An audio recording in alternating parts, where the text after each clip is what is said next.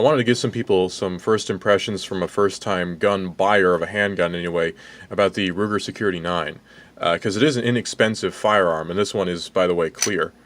Nothing in the chamber, nothing in the magazine.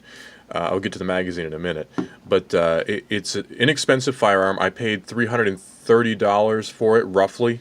I think I may have paid a little bit more than that. Had it transferred at Cabela's, and it was not on sale. That was actual MSRP that I paid. It was cheap gun, right?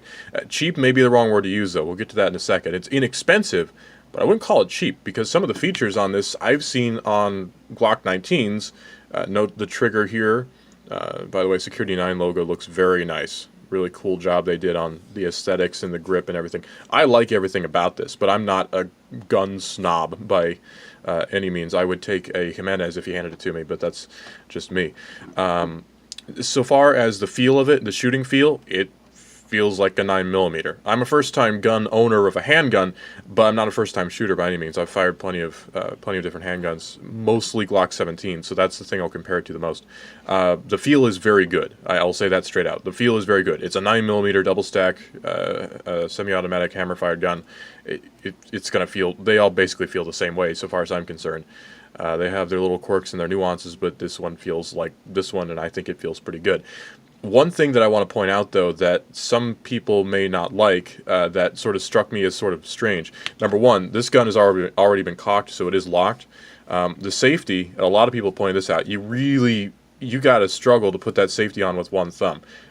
So you got to sort of turn it like that, and now you have the safety engaged. And it's easy to take off, but it's not so easy to put on. You sort of have to turn it like that to get it going, then you can flip it down pretty easily. Now, if you use two hands, it's a simple maneuver. There you go. You have the gun. But I can sort of see what Ruger's going for here, because the present doctrine tends to be don't have the safety on. Just keep it going, because this is your safety right here on the trigger. You know, if that's not pushed, then the trigger isn't going to go. It seems like a pretty simple philosophy. So I'm not too concerned about the safety, but that may be something that some people just don't like, and that's cool. You know, people have preferences. I'm not one of those guys who's like, oh, you don't like to carry appendix or what? Who cares, man? It's your choice. If it works for you, I don't care. So that's something you may be a little bit concerned about. Oh, one more thing. The gun locks open on an empty magazine. Again, this is clear. There's nobody else in the building. There's really nothing that could happen wrong. This is not a slide release. This is more of a slide hold open. I can't remember the proper technical term, but it's not really a slide release. You have to, and you really can't drop it. At least on mine, you can't. You cannot. I'm struggling. You cannot do that. So you have to pull back, push down, and then the slide will go. Okay. I don't really have a problem with that, because when you have a loaded magazine and you put the loaded magazine in, it just drops on the loaded magazine, and that's really not a problem. The magazine is something I do want to get to, though. I found that loading, and this may just be a handgun thing, I don't know, but I found that loading these magazines was really stiff, and I imagine that'll lighten up in time.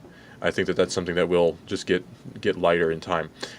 This is a brand new gun. There's less than 100 rounds fired through it right now. I just got it yesterday. One of the other things that I found out of the box is that the mag release is nice on a single magazine, or sorry, an unloaded magazine. It's perfectly fine, perfectly adequate, works just fine. But on a loaded magazine, and we got to be careful here, of course, because we're handling a loaded firearm now.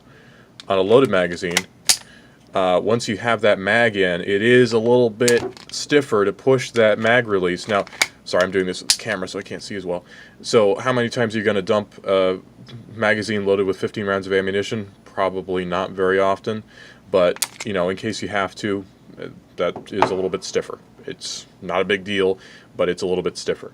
Disassembly, you have to push out this pin. I'm not going to do that on camera, but you line it like that. Use a pen. I've been using pens, aka the universal disassembly tool, and you just pop that pin out. The slide, the barrel, and the spring all come out in one unit, and I imagine you can remove the trigger assembly and all the other guts from the aluminum frame out of there as well, but I don't feel a need to do that. Just keep your gun well oiled, and I don't imagine that'll be a problem, but everyone has a different doctrine regarding that. So that's my first impressions on the Ruger Security 9. I may give a future video on it once I have more time, both carrying and shooting it, but yeah, there we go. And I've just dropped the camera.